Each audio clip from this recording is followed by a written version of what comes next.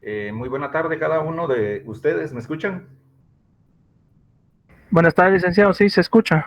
Bien, bien, bien. Iniciamos con la clase del día de hoy. En este caso, para el día jueves, creo que platicamos en cuanto al tema de las medidas cautelares provisionalísimas.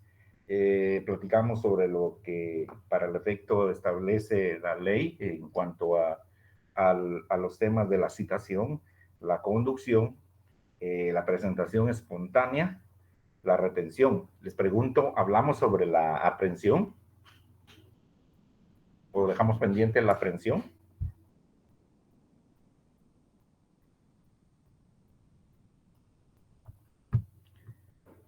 Compañeros, ¿me escuchan? Eso está pendiente, Lico. Gracias, Gabriel, te agradezco. Bien, sí, bueno, entonces, siempre platicando en cuanto al tema de las medidas de coerción, que sabemos perfectamente que las medidas de coerción son las que son dictadas después de un auto de formal procesamiento en contra de una persona, en la cual ligan a una persona por determinado delito, y entonces pueden aplicarse ciertas medidas de coerción. Y en estas medidas de coerción, pues ya sabemos específicamente cuáles son, de qué se trata, y obviamente pues establecimos que hay medidas cautelares que son provisionalísimas. Entre ellas pues mencionamos cada una de las anteriormente referidas, a excepción de lo que es la aprehensión. Yo creo que sí, tiene razón Gabriel, efectivamente platicamos en cuanto al tema de la prevención policial. En cuanto al tema de la prevención policial, pues platicamos algo al respecto y que se encuentra contenido o regulado en el artículo 304 del Código Procesal Penal, en el cual, pues, evidentemente, una prevención policial es redactada por los funcionarios y agentes policiales que tengan noticia de un hecho punible, perseguible de oficio. Entonces, en este caso, ellos manifestarán modo, tiempo y lugar de la comisión, de la posible comisión de un hecho delictivo, ¿verdad? En flagrancia o bien en cuasi flagrancia. En este caso, eso fue lo último que platicamos, y entonces, posteriores a lo que es estas medidas de coerción, pues está la aprehensión.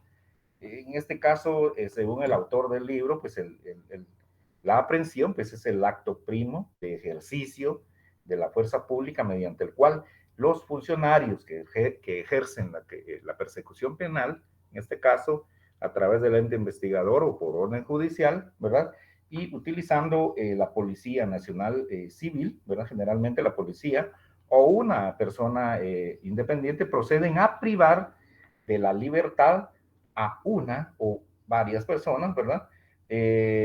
Cualquiera que proceden a privar esa libertad bajo la imputación de un hecho punible, bajo la imputación de un hecho en grado de tentativa o bajo la imputación de un hecho que se considera consumado.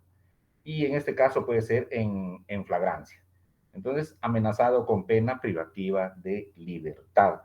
Entonces, para poner, obviamente, cuál es el objeto de la aprehensión, pues poner inmediatamente a disposición del juez competente, conjuntamente con los elementos de convicción recabados, eh, por la finalidad de que el juez decida sobre su situación futura a partir de ese momento de ponerlo a disposición.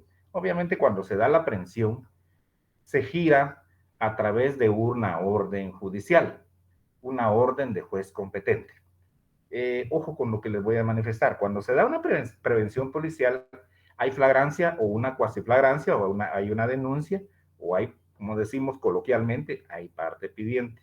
Y ponen a disposición de X o varias personas ante un juez competente. Sin embargo, la diferencia con la aprehensión es que ya para que se ejerza una orden de aprehensión, efectivamente ya está emanada una orden del juez competente. Este juez ordena a través de una solicitud, en este caso del ente investigador, esa orden de aprehensión en contra de determinada persona, en la cual debe ejecutar el ente investigador a través de la Policía Nacional Civil.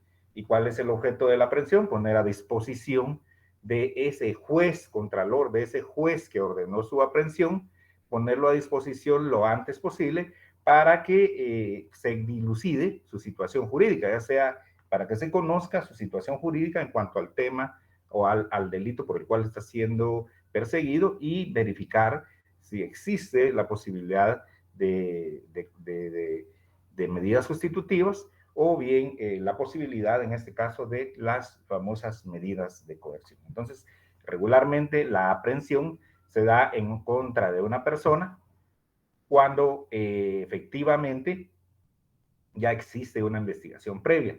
Sin embargo, tomemos en cuenta que cuando sea a través de la Policía Nacional Civil, la aprehensión puede ser en flagrancia, ¿verdad? Puede ser en el momento o en el momento en el cual se comete el hecho delictivo. Ante una situación de un auxilio, ante una situación de una parte pidiente, se puede también dar la aprehensión. En este caso, para que comprendamos un poquito o ampliemos un poquito más, pues la aprehensión o detención es una medida también de coerción de carácter personal que puede adoptar la autoridad judicial, o sea, que puede el juez o bien la policía e incluso los particulares.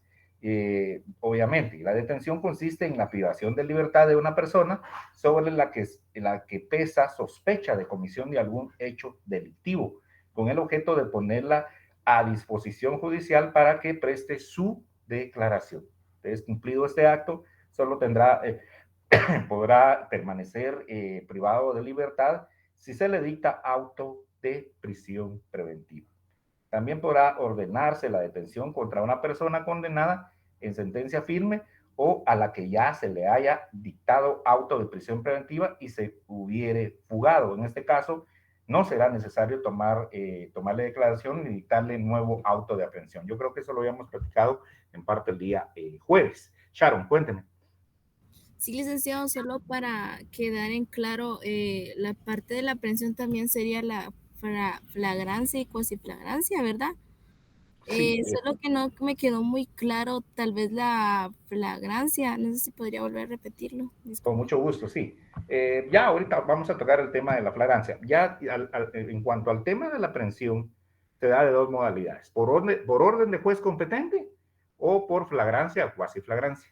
Cuando se da por flagrancia y cuasi flagrancia es a través de una prevención policial o esa noticia policial, la cual efectivamente la Policía Nacional Civil, a través de una denuncia, a través de medios recabados, ¿verdad? Medios de investigación, medios de convicción recabados, detiene a una persona en flagrancia o cuasi flagrancia. Ahora bien, cuando se da directamente en contra de una persona, cuando ya hay una investigación previa, pues es por orden de juez competente. Ahora, ¿qué entendemos por flagrancia? Muy bien. La palabra flagrante o flagrancia, pues en este caso, pues proviene también del latín. Se sabe mucho que el derecho penal guatemalteco proviene del derecho romano, ¿verdad? Y entonces acá también la palabra flagrante viene del latín flagrans o fragrantis, que significa participio de presente, y del verbo flagrare, que significa arder o quemar. Este es el tema de la flagrancia, arder o quemar. O sea, esa es la interpretación en cuanto al vocablo y al latín de donde proviene. Así también, de acuerdo a la jurisprudencia de la Corte Suprema de Justicia, se dice que la expresión flagrancia viene de flagrar, que significa arder, resplandecer, y que en el campo del derecho penal se toma en sentido metafórico como el hecho que todavía arde y resplandece como fuego o llama, es decir, que aún es actual. Eso es en sí el tema de lo que es flagrancia, ¿verdad? Entonces, de modo que por el delito flagrante, en el concepto usual, hay que entender aquel que está cometiendo de manera singular y ostentosa o escandalosa, ¿verdad? Algún hecho delictivo. Entonces, la flagrancia requiere percepción directa. Debe entenderse la flagrancia como una situación fáctica, ¿verdad? En la que el delincuente es sorprendido, visto directamente o percibido de otro modo en el momento de delinquir o en circunstancias inmediatas a la perpetración del hecho punible o el ilícito penal. Esto en sí es lo que significa flagrancia. Flagrancia es sorprender a la persona cometiendo un hecho delictivo. Eso es la flagrancia como tal. Entonces, algunos pensadores consideran que no obstante, también se ha precisado que este requisito ofrece una cierta graduación temporal, o sea, hay una cierta graduación en cuanto al tiempo de lo que es la flagrancia, limitando por una determinada inmediatez a la comisión del delito. En ese sentido, se dice que habrá flagrancia en tres supuestos. Hay tres supuestos de flagrancia. Como número uno o primero está aquí el que se ha denominado flagrancia en sentido estricto. Cuando hablamos de flagrancia en sentido estricto, es cuando la persona es sorprendida y aprendida al momento de cometer el delito. Ese es el primer supuesto en sentido estricto. Es cuando la persona es sorprendida y aprendida al momento de cometer el delito. ¿Qué pasa con una persona que detienen le sorprenden en la calle, ¿verdad? Y le realizan un registro y le encuentran un arma de fuego. Al encontrarle el arma de fuego y no tener ni portación, ni la portación del arma, ni la documentación, entonces esto conlleva que en flagrancia es detenido por el delito de portación ilegal de arma de fuego. Y así se dan los delitos. Comúnmente se cometen delitos en flagrancia y que son puestos a disposición por parte de la Policía Nacional Civil. Está el segundo supuesto.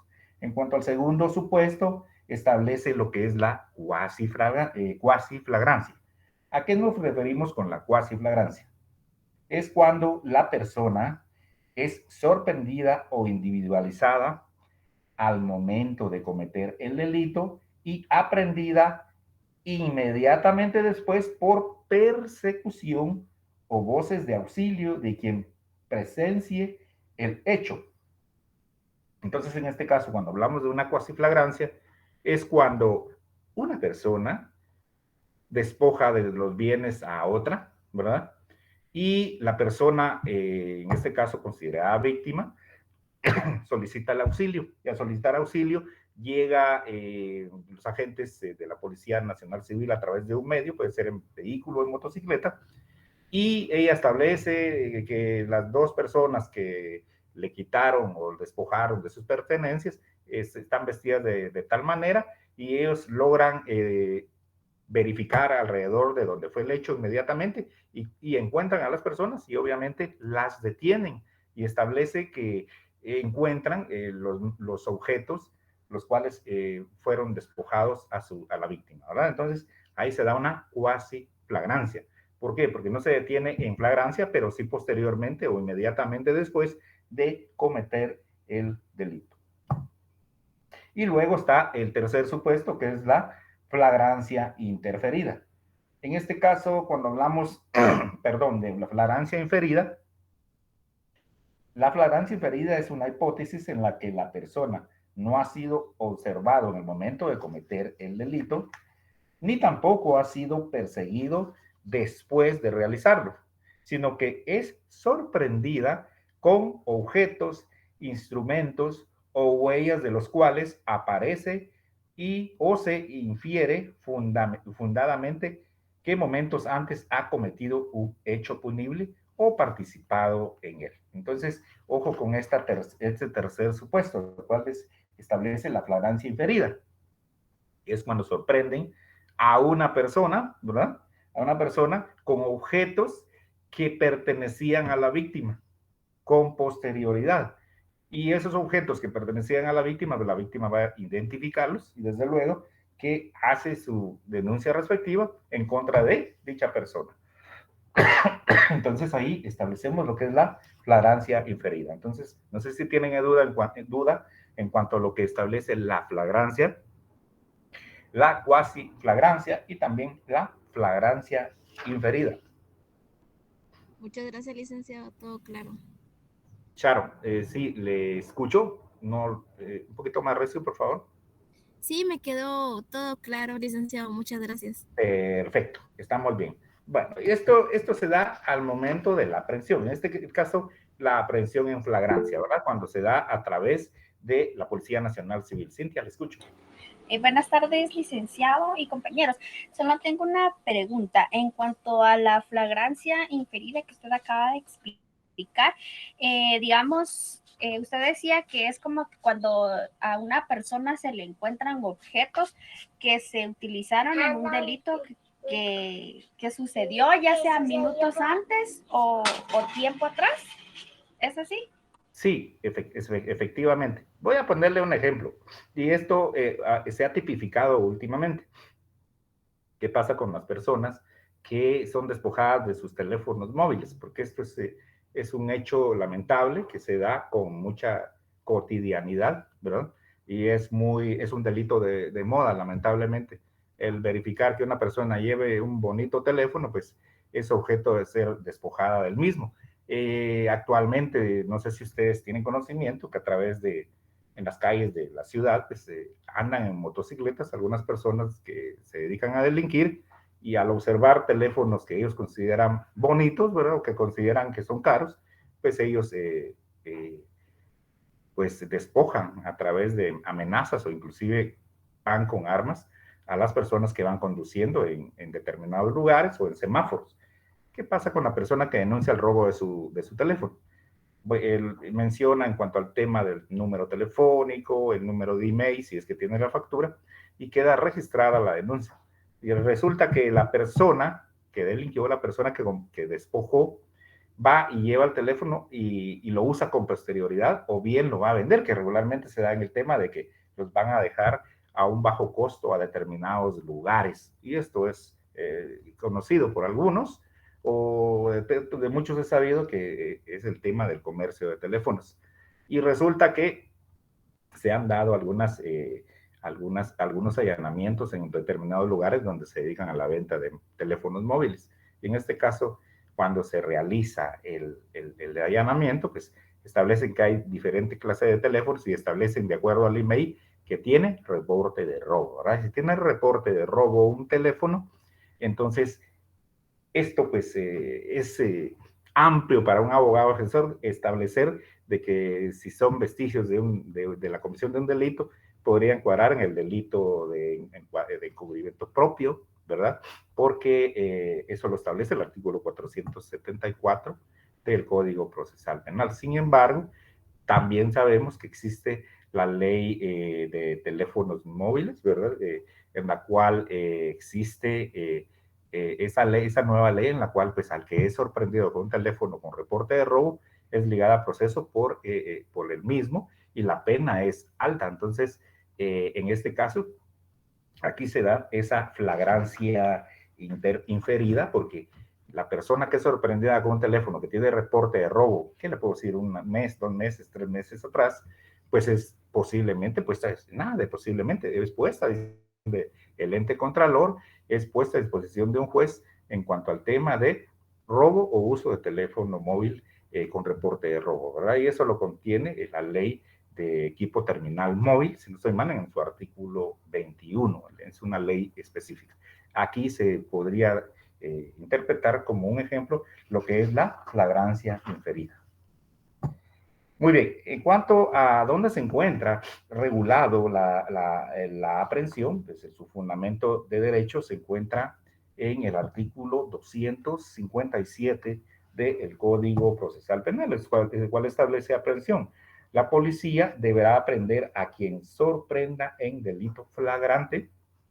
Se entiende que hay flagrancia cuando la persona es sorprendida en el momento mismo de cometer el delito. Procederá igualmente la aprehensión cuando la persona es descubierta instantes después de ejecutar el delito. Esto es la cuasi flagrancia, ¿verdad? Y con huellas, instrumentos o efectos del delito que hagan pensar fundadamente que acaba de participar en la comisión del mismo. La policía iniciará la persecución inmediata del delincuente que haya sido sorprendido en flagrancia cuando no haya sido posible su aprehensión en el mismo lugar del hecho, para que proceda la aprehensión en este caso. Es necesario que exista continuidad entre la comisión del hecho y la persecución.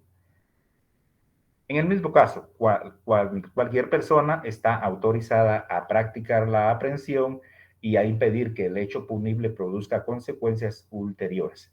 Deberá entregar inmediatamente el aprendido juntamente con las cosas recogidas al Ministerio Público, a la policía o a la autoridad judicial más próxima. En este caso, pues ya platicamos en cuanto al tema de la retención, ¿verdad? Que existen personas particulares y pues, mencionamos como ejemplo los agentes de policía privada, pues ellos pueden retener a una persona y ponerlo a disposición del ente que es el ente que corresponde, en este caso, la Policía Nacional Civil.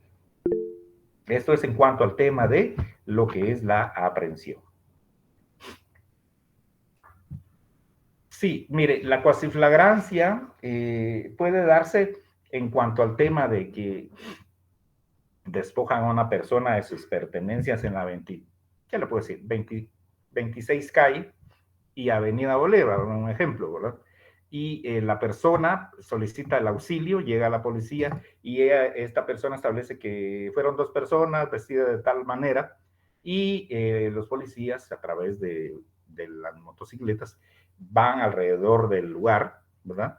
Y efectivamente sorprenden a dos personas con esas características, las detienen y al verificar pues les incautan algunos objetos, entre ellos que puede ser alguna cartera, un reloj e inclusive un teléfono celular. Y en este caso, la persona que es víctima al hacer acto de presencia específicamente analiza y verifica que son sus pertenencias. En este caso, se da entonces la cuasiflagrancia, ¿verdad? El despojo y también ellos irse, pero inmediatamente son sorprendidos, ¿verdad? A eso me refiero con la cuasiflagrancia. Bien, también platicamos en cuanto a lo que son situaciones que se dan posteriores a la declaración del imputado. En este caso, cuando hablamos de posteriores a la declaración del imputado o el sindicado, se puede dar la prisión preventiva y en este caso nos retrotraemos al artículo 82 del Código Procesal Penal, ¿verdad? En el cual establece que una persona es puesta a disposición del juez competente o el juez de turno, dependiendo si es flagrancia, y entonces efectivamente se escucha a la persona en base a los medios de convicción recabados y desde luego que también se encuentran los sujetos procesales. En este caso, si hay una persona agraviada, pues puede solicitar a través de su abogado director que pueda constituirse como querellante adhesivo. El Ministerio Público, que es quien ejerce la persecución penal, entonces va a estar un representante del Ministerio Público, también el abogado defensor de la persona que está siendo señalada de la comisión de un delito, de la que está siendo sindicada.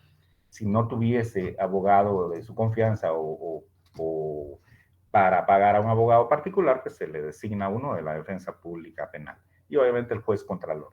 Y en este caso hablamos entonces de los temas que tienen que ver con las medidas que son posteriores a la declaración del imputado. Y entonces establecemos la prisión preventiva. La prisión preventiva es obviamente la privación de libertad de una persona, ¿verdad? Valga la redundancia, ordenada por el juez en establecimiento distinto a los de los condenados, con el objeto de asegurar su presencia en juicio o para evitar la obstaculización de la verdad. Esto es lo que establece el tema de la definición de la prisión preventiva. Entonces, cuando se ordena prisión preventiva es dictada, ¿verdad?, por un juez contralor, el juez competente, el que ordena específicamente que la persona queda en prisión preventiva. ¿Qué quiere? Como es una medida cautelar, estamos hablando de medidas cautelares, de medidas de coerción, la prisión preventiva tiene por objeto asegurar que la persona comparezca a las audiencias para las cuales va a ser notificado. Y básicamente la otra parte, en este caso si hablamos del Ministerio Público, o el abogado ofensor en su caso, pues establecerá a través de cierta documentación desvanecer esos dos peligros procesales. ¿Cuáles son los dos peligros procesales? El de fuga, peligro de fuga, entonces estableciendo su asiento, de donde vive, carencia de antecedente penal en cuanto que se demuestra que no ha cometido delito anterior, y obviamente también el tema de que tenga un trabajo o se dedica a un trabajo, o tenga un trabajo en determinado lugar a través de una documentación, y también diversos documentos en cuanto a cartas de recomendación que den buenas referencias de la persona. Todo ello está contenido como requisitos en el artículo 262 del Código Procesal Penal en cuanto al peligro de fuga, que es uno de esos dos peligros procesales, y el segundo, que es el de obstaculización a la averiguación de la verdad, que también establece que la persona no influya en imputados o coimputados para que los alerte o manifieste del tema por el cual está siendo sindicado. Entonces, o bien que infiera o también que tenga incidencia en cuanto a la investigación a través de intimidar a la persona, a la víctima en este caso, y esto es muy, muy cotidiano. Si una persona conoce dónde vive la víctima, regularmente el ente investigador solicita que se le dicte prisión preventiva porque podría intimidar o concurrir a cierto lugar y coaccionar a la víctima para que se conduzca o reaccione de determinada manera a favor de él. Entonces, estos dos peligros procesales son determinantes para que una persona se le dicte prisión preventiva. Entonces, hablando entonces de la prisión preventiva, sabemos que es una medida cautelar y es la máxima medida cautelar por cuanto se le adopta cuando se han reunido serios elementos de juicio, serios elementos de convicción que llevan a eso, como valga la redundancia, a la convicción suficiente sobre la existencia del hecho y la correlativa culpabilidad del sindicado. Entonces, el que como presupuesto de esta situación ya ha sido indagado y obviamente ha sido ligado al proceso, ha sido procesado. Y desde luego que una persona que se le ordena prisión preventiva, pues debe ir a un centro bueno, entre comillas, se llama centros de rehabilitación o prisión preventiva. Estos centros de rehabilitación, pues en el medio nacional, si hablamos específicamente del perímetro de la capital, se sabe que hay algunos. Está para mujeres Santa Teresita, para hombres está el de zona 18 y también está Pavoncito en Fray James. Estos son centros de prevención, centros de rehabilitación preventiva para hombres y también lo hay para mujeres. Y por ahí, pues cuando hay situaciones de problemas políticos o problemas con personas que se pueda estar en peligro su vida porque han trabajado para alguna institución o alguna otra situación, pues ya se han habilitado algunos centros, como por ejemplo centros que pertenecen en este caso al ejército, ¿verdad? Podemos hablar de Matamoros, podemos hablar no me acuerdo el otro que es muy común, en el cual pues hay varias personas que son inclusive expresidenciables que están detenidas. Entonces, hay varios centros, pero se considera que deben ser centros específicos para personas que se les dicte prisión preventiva de manera cautelar, no a personas que sean condenadas. Las personas que son condenadas, pues hay centros de cumplimiento, como por ejemplo Pavón es uno de ellos, ¿verdad? Creo que está el Boquerón o algo así, que es otro de cumplimiento, y así en determinados departamentos hay centros de cumplimiento y también hay centros de el Mariscal Zavala, gracias Rebeca, efectivamente el Mariscal Zavala, pues ahí hay bastantes personas con que se les dicta prisión preventiva y que ellos pues por alguna razón no pueden estar en otros centros y consideran que ahí están un poquito más seguros, ¿verdad? Pero bueno, son situaciones que se dan en nuestra Guatemala.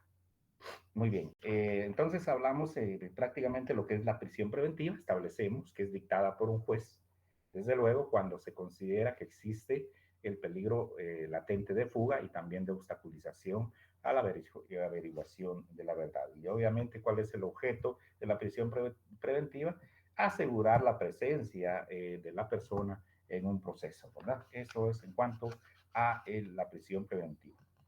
Y por supuesto que en este caso, según el manual del fiscal, pues es la prisión de libertad de una persona ordenada por el juez en establecimiento distinto de los condenados con el objeto de asegurar su presencia en juicio o para evitar la obstaculización de la verdad. Por su parte, pues también se define como el estado de privación de libertad que el órgano jurisdiccional impone al imputado o al sindicado durante la sustanciación del proceso cuando se le atribuye un delito reprimido con pena privativa de libertad para asegurar la actuación efectiva de la ley penal. Entonces, el rigor de esta medida no se encuadra únicamente en el hecho de ser privativa de libertad, sino también en su prolongación, pues puede durar toda la sustanciación del proceso y concretamente tiene la doble finalidad de permitir la participación del sindicato cuando lo exige la ley y a la vez garantizar el cumplimiento de la posible condena, si es que lo hay. Entonces, el nombre de prisión preventiva se utiliza en todos los ordenamientos, algunas veces bajo ciertas denominaciones, pero en este caso, la prisión preventiva tiene como objeto es asegurar la presencia del sindicato a las diversas audiencias para que para el efecto puede ser citado. Obviamente la prisión preventiva también se puede dictar en contra de las personas que han cometido delitos que tácitamente el Código Procesal Penal establece que son privativas de libertad, ¿verdad? Eso ya lo sabemos, se encuentra regulado en el artículo 264 del Código Procesal Penal, en el cual establece qué delitos no pueden gozar del beneficio de medidas sustitutivas y por ende se le dicta entonces la última ratio que es la prisión preventiva. Sin embargo, actualmente por disposiciones en cuanto a convenios y tratados en materia de derechos humanos, ya se ha tratado el tema en cuanto al tema en cuanto a la situación de las personas como tales, como su vulneración de derechos en cuanto al tema de lo que es principios primordiales de la vida, de la libertad, pues también existe la posibilidad de que las personas que hayan cometido un hecho delictivo puedan gozar del beneficio de medidas sustitutivas bastante rígidas, no obstante que la ley no permita o sea tácita en cuanto al tema de que no pueden gozar. Obviamente se tiene que verificar que no se vulneren los dos peligros procesales, el de fuga y el de obstaculización a la averiguación de la verdad. ¿Cuáles son los requisitos de la prisión preventiva? Bueno, en este caso se logra establecer que en base a los principios de proporcionalidad y excepcionalidad, la prisión preventiva solo se puede dictar cuando se den las siguientes condiciones. En este caso, según el pensador del libro, establece 4 puntos de vista que yo también los considero oportunos. Como número 1, que la existencia de un hecho punible e indicios racionales de responsabilidad penal del imputado. O sea, que haya fundamento serio, ¿verdad? Porque acuérdense que una primera declaración no se puede valorar prueba, únicamente los indicios, pero que conlleven a que sea un fundamento serio, que esos indicios sean racionales y que efectivamente la persona que cometió el hecho delictivo haya sido el responsable del mismo. Entonces, existe la existencia de un hecho punible e indicios racionales de responsabilidad penal del imputado. Esto contenido en el artículo 259 del Código Procesal Penal. Número 2, como requisitos de la prisión preventiva, establece la existencia del peligro de fuga o de obstaculización de la averiguación de la verdad o de ambas, ¿verdad? O sea, en este caso, esto se encuentra sustanciado en los artículos 262 y 263 del Código Procesal Penal. Entonces, como segundo requisito, efectivamente, es que no sean no sean vulnerados estos dos peligros procesales contenidos en los artículos 262 y 263 del Código Procesal Penal. Número 3. Establece también que el peligro de fuga o de obstaculización no pueda evitarse a través de medidas sustitutivas, ¿verdad? En este caso, cuando no se considera que hayan, en que se pueda desvanecer, ¿verdad?, el peligro de fuga o de obstaculización a la averiguación de la verdad, en este caso, pues se dicte prisión preventiva. Como ejemplo, les pongo personas que delinquen en grupos, ¿verdad?, denominados pandillas, y que posiblemente al ser beneficiadas con medidas sustitutivas pueden alertar a otras personas sindicadas para que no cambien de lugar o que no sean aprendidas. Entonces, eso establece como tercer requisito, ese peligro de fuga o de obstaculización no puede evitarse a través de medidas sustitutivas porque ellos podrían incidir en la investigación. Y número 4, que el sindicado o imputado esté sancionado con pena privativa de libertad y que en el caso concreto se espere dicha sanción. Y eso lo establece pues, los delitos que no gozan obviamente de medidas sustitutivas. Obviamente, si hablamos de delitos de lesa humanidad, pues obviamente hay específicamente el asesinato, femicidio, está también homicidio, violación agravada, etcétera, pues no gozan del beneficio de medidas sustitutivas. Y obviamente, donde encontramos regulado el extremo de la prisión preventiva o la medida de prisión preventiva, pues en el artículo 259 del Código Procesal Penal establece que la prisión preventiva se podrá ordenar la prisión preventiva después de oír al sindicado cuando medie información sobre la existencia de un hecho punible y motivos racionales suficientes para creer que el sindicado lo ha cometido o participado en él. La libertad no debe restringirse sino en los límites absolutamente indispensables para asegurar la presencia del imputado en el proceso. Entonces, claro está que el objeto de la prisión preventiva es la presencia del sindicado a las diversas citaciones o al proceso penal. Ese es el objeto de la prisión preventiva. Y desde luego que debe tener una forma y contenido la decisión de la prisión preventiva. El auto de prisión preventiva contenido en el artículo 260 del Código Procesal Penal establece que el auto de prisión será dictado por el juez o tribunal competente y deberá contener, y establece 4 preceptos. Primero, los datos personales del imputado o los que sirvan para identificarlo. Ese es el número 1. Número 2, una sucinta enunciación del hecho o hechos que se le atribuyen. Obviamente, hayan medios de convicción que se relacionen y obviamente que obviamente de manera sucinta pues se enuncien en contra de la persona y obviamente por el hecho que se le atribuye. Número 3, los fundamentos con la indicación concreta de los presupuestos que motivan la medida.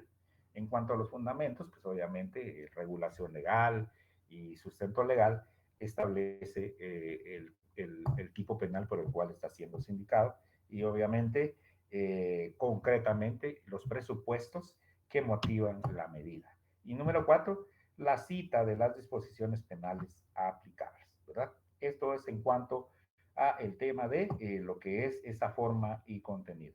Ya ustedes tendrán a bien lo que son los casos de excepción, sus características, ¿verdad? En cuanto al tema de lo que establece la prisión preventiva. Sin embargo, como esto se encuentra regulado en el artículo 261 del Código Procesal Penal en cuanto al tema de los casos de excepción. En delitos menos graves, no será necesaria la prisión preventiva, salvo que exista presunción razonable de fuga o de obstaculización a la averiguación de la verdad. Cuando hablamos de delitos menos graves, establecemos que son los delitos que no superan los 5 años, ¿verdad? Son delitos que la ley establece, si no está mal, en el artículo 264, a ver, vamos a ver, 264 del código 465 ter del Código Procesal Penal. Establece que procedimiento para delitos menos graves, el procedimiento para delitos menos graves constituye un procedimiento especial que se aplica para el juzgamiento de delitos sancionados en el Código Penal con pena máxima de 5 años de prisión. Para este procedimiento son competentes los jueces de paz y se rige aparte de las normas procesales generales por las especiales siguientes y establece algunos aspectos que son específicamente 1, 2, 3 y algunos incisos en los cuales establece esos requisitos de esos procedimientos para delitos menos graves. Y obviamente establece el artículo 261 casos de excepción en cuanto al tema de que se puede, entonces como caso de excepción, en delitos menos graves no será necesaria la prisión preventiva. Entonces se pueden dictar medidas sustitutivas siempre y cuando se desvanezcan los dos peligros procesales, que son de fuga y de obstaculización a la averiguación de la verdad, los cuales pues obviamente con cierta documentación y con cierta promesa de que no se acerca a determinados lugares, la persona sindicada cumple con los dos requisitos establecidos. La Constitución también establece y se refiere al tema de la prisión preventiva, donde establecemos la prisión preventiva en la Constitución Política de la República de Guatemala, en este caso en el artículo número 13. Artículo 13 de la Constitución Política de la República de Guatemala establece que motivos para auto de prisión. No podrá dictarse auto de prisión sin que proceda información de haberse cometido un delito y sin que concurran los motivos racionales suficientes para creer que la persona detenida lo ha cometido o participado en él. Entonces, según algunos pensadores, en cuanto al tema de la Constitución, el tema de motivos para auto de prisión, este artículo pretende evitar que se cometan injustos, ya que al no haber suficientes elementos que den lugar a creer fehacientemente que el sindicado efectivamente ha cometido el delito, debe ponerse en libertad al individuo o a la persona, ¿verdad? Y obviamente continuar el proceso a sabiendas de que no existen dichos elementos que incidirán, ¿verdad? Elementos que incidirán en una flagrante violación a los derechos de la persona. Esta disposición es consecuencia del principio de presunción de inocencia. Obviamente que no puede dictarse auto de prisión contra alguien cuya culpabilidad no ha sido probada. En doctrina se conoce como el principio de duda razonable, indubio pro reo, ¿verdad? Cuando hablamos del indubio pro reo, establecemos la duda razonable. Y la duda razonable establece que toda duda favorece a la persona que está siendo sindicada. Y significa que en todos aquellos casos, casos en los cuales no se tenga la certeza suficiente para probar algo en contra de la persona sindicada para condenarlo, es decir, que exista esa duda, ¿verdad? Debe aplicarse entonces lo que más le favorece. Esto es en cuanto al tema del artículo 13 de la Constitución Política de la República de Guatemala. Esto es en cuanto a la prisión preventiva, los requisitos, una definición de prisión preventiva y quién dicta esa prisión preventiva, ¿verdad? Bueno, entonces ahí establecemos lo que la prisión preventiva es una medida cautelar posterior a la declaración del imputado. Ya después de declarado el imputado, pues el juez contralor, el juez que conoce, dicta la prisión preventiva. Entonces, estamos claros hasta este momento, porque, bueno, ya no nos da tiempo, pero para la próxima clase sería ya hablar de lo que es el auto de procesamiento y algunos temas que vamos concatenando en cuanto al tema del orden, en cuanto a esta primera etapa preparatoria, la etapa intermedia y esperemos llegar con suficiente tiempo a lo que es la etapa del debate y la etapa de las impugnaciones. ¿Alguna duda, compañeros? Dígame, Luis, le escucho. Sí, buenas tardes, licenciado, buenas tardes, compañeros. A mí me surgió una duda y ahí me corrige, pero no sé si puede ser esto, o sea, digamos, si a alguna persona le decretan prisión preventiva, pero no existe ni peligro de fuga ni peligro de obstaculización, se le puede decretar una medida sustitutiva y pasar la prisión preventiva a un arresto domiciliario. ¿Eso se puede hacer? Sí, excelente, Luis. Vea, cuando en una audiencia de primera declaración un juez dicta prisión preventiva en contra de una persona, pues obviamente va a ser muy difícil que él cambie su resolución. Pero para ello existe las solicitudes que puede ser el abogado defensor. En este caso, usted como abogado solicita inmediatamente de esa primera declaración una audiencia de revisión de la medida de coerción. Al solicitar la audiencia de revisión de la medida de coerción contenida en el artículo 276 del Código Procesal Penal, pues puede usted solicitar que en lugar de que se siga la situación jurídica de su patrocinado privado de su libertad, se le dicten medidas sustitutivas contenidas en el artículo 264 del Código Procesal Penal, siempre y cuando usted pueda aportar medios de investigación o medios de descargo que varíen las circunstancias primitivas para que el juez cambie su resolución y le dicte medidas a su patrocinado. Esto sí se puede dar en el proceso, pero no en el momento, sino que posterior a la primera declaración. Elmer, le escucho. Buenas tardes, licenciado, compañero. Tengo una pregunta, licenciado. Ajá, Cuando de parte de los agentes ellos mencionan, bueno, en este caso en el delito de flagrancia, en este caso considero yo, de mi punto de vista, que sorprender según lo que establece el articulado y la manera que utilizan el término ciertos testigos que hacen mención de la palabra cuando vimos al sospechoso, ¿va? Pero yo, desde mi punto de vista, considero, bueno, usted me corrige, ¿va? Si en esos términos tiene significados diferentes, porque no es lo mismo sorprender, o lo que yo comprendo es que ellos descubrieron de que efectivamente estaba haciendo, pero sospechoso, sí, eh, tiene otro significado. claro. Ajá, Tiene sí, otro porque, significado. sí, porque en ocasiones ellos hacen mención, va, es que el sospechoso, va, cuando vimos al sospechoso, pero si no había hecho nada, ¿usted me corrige, licenciado? Sí, con mucho gusto. Sí, cuando se da una prevención policial, eh, existe esos medios de convicción que son propuestos o son presentados. Y en este caso son fundamentales la declaración de los agentes captores. ¿Qué pasa con los agentes captores que manifiestan que posteriormente detienen a una persona? Entonces ya hay la declaración de ellos de forma, o sea, es un medio que posteriormente puede ser un medio de prueba que va a ser de carácter referencial, o sea, por referencia de.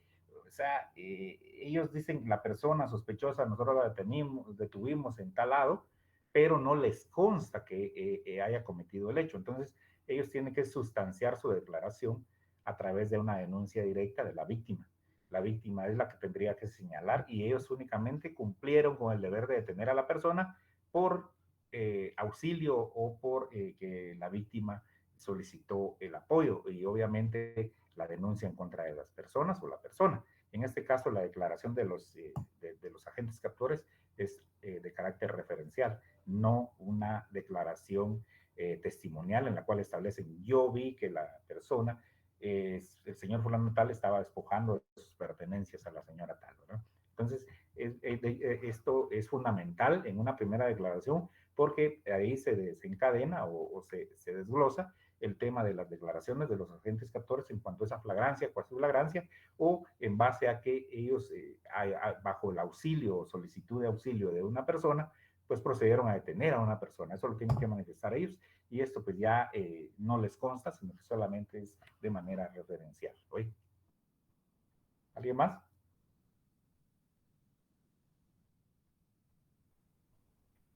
Bien, compañeros, entonces, ajá, ¿le escucho? Disculpe que me interrumpa, tenía otra pregunta sobre la primera declaración. En este caso, como usted sabe que las primeras declaraciones se hacen rápido, ¿va? Dentro de las 24 horas. Así La- es. y, y cuestión, cuando una persona es puesta a disposición del juzgado competente, pero la persona, bueno, como está privada de libertad, sí, privada de libertad, pero desde el punto de vista del sindicado, eh, él sabe cómo demostrar, eh, tiene indicios, ¿va? Son De que, indicios. ajá, Ajá. sí, indicios razonables que él no cometió el delito. Pero recuerde, pero el inconveniente es de que como las audiencias se hacen rapidito, pero no tiene los medios ahí a la mano, porque está privada de libertad, ¿va? Sí, En este pero caso, si los tuviera y en la primera declaración, ¿es recomendable que declare o no, o que declare aunque no tenga los medios no, es hechos? recomendable que él los manifieste. Eso lo establece el artículo 82 del Código Procesal Penal en cuanto al inciso número 4. El juez concederá la palabra al fiscal y al defensor para que demuestren y argumenten sobre la posibilidad de ligarlo proceso.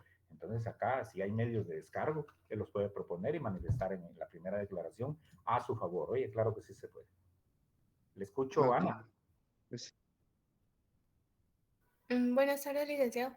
Buenas tardes. A mí me quedó duda en el tercer requisito, em, perdón, en la tercera condición de los requisitos de la prisión preventiva. No sé si usted dio algún sustento legal para este, porque no lo Sí, anoté. sí, en cuanto Gracias. manifestamos que en el tercer requisito que el peligro de fuga o de obstaculización no pueda evitarse a través de medidas sustitutivas. O sea, eso lo contiene el artículo 259, que establece prisión preventiva. Entonces, cuando es evidente, ¿verdad?, que no pueda desvanecerse ni el peligro de fuga ni tampoco obstaculización a la averiguación de la verdad, pues se le dicta prisión preventiva. Bueno, eso es Muy bien, específicamente. muchas gracias. A sus órdenes. Bien, compañeros, estamos por finalizar la clase del día de hoy. Si